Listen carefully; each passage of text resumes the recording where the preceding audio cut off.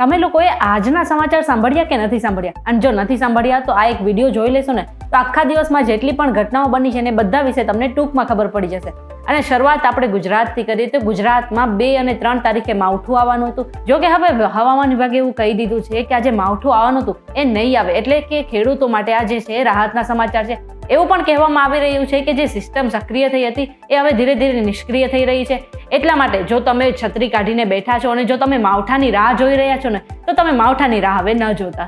આજે મહાકુંભ ચાલી રહ્યો છે, આપણે બધાને ખબર છે. ગઈકાલે પણ એક એવી ઘટના બની કે જેને કારણે ઘણા બધા લોકો ચોંકી ગયા, કેટલાય લોકોના મોત થયા. હવે એ તો જે ઘટના બની હતી એ ભાગદોડને લઈને એક ઘટના બની હતી, પરંતુ આજે પણ એક ઘટના બની છે જે સેક્ટર 22 માં બની છે, જ્યાં ફરી એકવાર આગ લાગી છે. આની પહેલા જ્યારે આગ લાગી હતી એ સેક્ટર 19 માં લાગેલી હતી. આ વખતે સેક્ટર 22 માં આગ લાગેલી છે. જો કે સદનસીબે કોઈ જાનહાનિ થઈ નથી. અમે જ્યારે આ વિડીયો શૂટ કરી રહ્યા છે ત્યારે હજુ સુધી આગ ઉપર કાબુ નથી મેળવ્યો, પરંતુ હા એક વસ્તુ એ પણ છે કે કોઈની પણ જાનહાનિ નથી થઈ.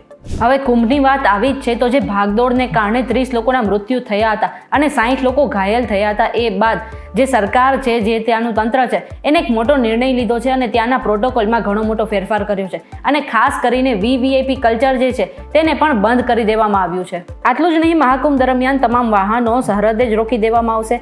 એક તરફી રસ્તાની અમલવારી કરવામાં આવશે. શહેરમાં કારનો પ્રવેશ મહાકુંભ દરમિયાન નહીં થાય. ટૂંકમાં હવે જો તમારે મહાકુંભ જવું છે તો તમારે જે તેની સરહદ છે ત્યાં તમારી જે કાર છે પાર્ક કરી દેવી પડશે અને 10 થી 12 કિલોમીટર ચાલીને ત્યાં જવું પડશે. અને આ જે VVIP મોમેન્ટને કારણે ભીડ થતી હતી એ પણ હવે નહીં થાય. મહેસાણાની હોમિયોપેથી કોલેજમાં એક વિદ્યાર્થીનીએ આપઘાત કરી લીધો છે.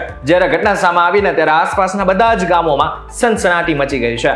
જો કે આ બાદ તેના પિતાએ પોલીસમાં ફરિયાદ નોંધાવી છે કે જે કોલેજમાં પોતે ભણી રહી હતી, એટલે કે વિદ્યાર્થીની જે ભણી રહી હતી, એમના પ્રોફેસર એની સાથે જે પ્રિન્સિપલ છે એને શારીરિક અને માનસિક રીતે હેરાન કરી રહી હતી. એને જ કારણે વિદ્યાર્થીનીએ કંટાળીને પોતે આપઘાત કરી લીધો છે. અને છેલ્લા 2 મહિનાથી આ જે વિદ્યાર્થીની હતી એ બધું સહન કરી રહી હતી, જે બાદ પોતે કંટાળીને આપઘાત કરી લીધો છે. જોકે અત્યારે પ્રોફેસર અને પ્રિન્સિપલની અટકાયત કરવામાં આવી છે અને આગળની કાર્યવાહી પણ આગળ હાથ ધરવામાં આવી છે. રાજકોટમાં થયેલો TRP અગ્નિકાંડ જે હતો તે આખા ગુજરાતને યાદ છે. હવે અગ્નિકાંડને લઈને અત્યારે એક મોટા સમાચાર એ સામે આવ્યા છે કે ગુજરાત હાઈકોર્ટે 3 જે સરકારી કર્મચારી આરોપી હતા ને તેની જામીનને મંજૂર કરી દીધો છે. આ 3 સરકારી કર્મચારી જેમાં રાજેશ મકવાણા, ગૌતમ જોશી તેમજ જયદીપ ચૌધરીના જામીન જે છે મંજૂર કરી દેવામાં આવ્યા છે. તેની સામે જે 4 આરોપી હતા તેના જે જામીન છે નામંજૂર કરવામાં આવ્યા છે. આ જે TRP અગ્નિકાંડ થયો હતો એ ત્યાંના સત્તાધીશો અને જે TRP ગેમ ઝોનના માલિકો હતા તેની મિલીભગતથી થયો હતો. અને આ ગેમ ઝોનના અગ્નિકાંડમાં 27 લોકોના મોત પણ થયા હતા. જો કે અત્યારે તેમાંથી 3 આરોપીની જામીન જે છે મંજૂર થઈ ગઈ છે. કોણ કહે છે ગુજરાતમાં દારૂ નથી મળતો? લાવ તમને માહિતી આપી દઉં કે ક્યાં મળે છે. રાજકોટમાં અટીરા ઇન્ડસ્ટ્રી છે, ત્યાં બહાર એક પાનની કેબિન આવેલી છે. એ પાનની કેબિનની અંદર જ આ દારૂ મળતો હતો. જો કે અત્યારે બધી જ મહિલાઓ ભેગી થઈને રણચંડી બનીને એ પાનની જે દુકાન છે એમાં ઘૂસી અને એની સાથે જેટલો પણ માલ હતો એ વેરવિખેર કર્યો અને એમાંથી એમને દેશી દારૂની પોટલી અને બીજો જે માલ સામાન હતો એ મળ્યો છે.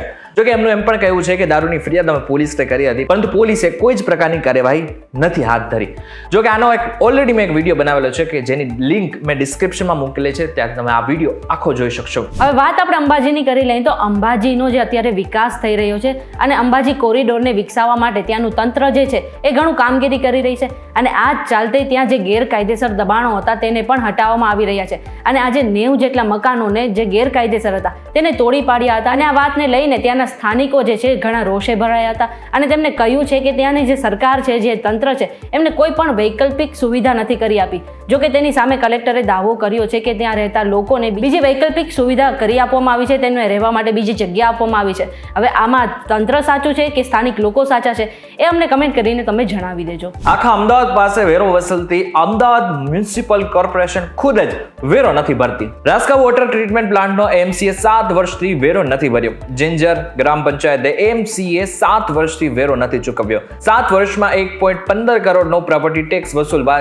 જિંજર ગ્રામ પંચાયતની અનેક નોટિસ મળી છે, છતાં પણ મહાનગરપાલિકાએ કોઈ જ પ્રકારનો વેરો નથી ભર્યો. એટલે ઇન શોર્ટ ગામ પાસેથી વેરો લઈને AMC પોતે જ જે વેરો ભરવાનો છે ને એ જ નથી ભરતી. 10 વર્ષથી હાઈવેનું કામ ચાલી રહ્યું છે અને હજુ સુધી આ જે હાઈવેનું કામ છે એ પૂરું નથી થયું. આટલું જ નહીં, જે રોડ બની ગયો છે ને ત્યાં પણ તિરાડો પડી ગઈ છે. હવે તમે વિચારતા હશો આ હાઈવે કયો છે, તો આ હાઈવે છે ભાવનગર સોમનાથ હાઈવે. સોમનાથથી ઉના ભાવનગર જતા નેશનલ હાઈવે 8E નું કામ વર્ષોથી ચાલી રહ્યું છે. એટલું જ નહીં, હાઈવેના પૂર્ણ નિર્માણ પહેલા જ રોડમાં મસ્ત મોટી તિરાડો પણ પડી ગઈ છે અને ભ્રષ્ટાચારની તિરાડ પડતા લોખંડના સળિયા પણ દેખાવા લાગ્યા હતા. જો કે આ 2-3 ઇંચ મોટી તિરાડોને કેમિકલ નાખીને છુપાવવાનો પણ પ્રયાસ કરવામાં આવી રહ્યો છે. ટૂંકમાં 10 વર્ષ થઈ ગયા, હજુ પણ આ હાઈવેનું કામ પૂરું નથી થયું. ત્યારે ત્યાંના સ્થાનિકો સવાલ પૂછી રહ્યા છે કે આ હાઈવે આગળ જતા પૂરો થશે કે નહીં થાય, અને હાઈવે પૂરો થશે ત્યારે જે આગળ રોડ બની ગયો છે એ પણ વાપરવા લાયક રહેશે કે નહીં રહે. આજે આખી દુનિયામાં એક દુઃખદ ઘટના બની અને એક સાથે 3 દુઃખદ ઘટના બની. ત્રણેય દુર્ઘટના એક જ સમાન છે. ત્રણેય ઘટનામાં જે પ્લેન હતું એ ક્રેશ થયું છે. મહત્વની વાત છે કે અમેરિકાના વોશિંગ્ટનમાં એક પ્લેન અને હેલિકોપ્ટર બંને એકબીજા સાથે ક્રેશ થયા, કે જેને જ કારણે જે એરોપ્લેન હતા એમાં લગભગ 64 પેસેન્જર બેઠા હતા, જેમાંથી 19 વ્યક્તિઓના મોત નીપજ્યા છે, જ્યારે બાકીના લોકોની અત્યારે સારવાર ચાલી રહી છે.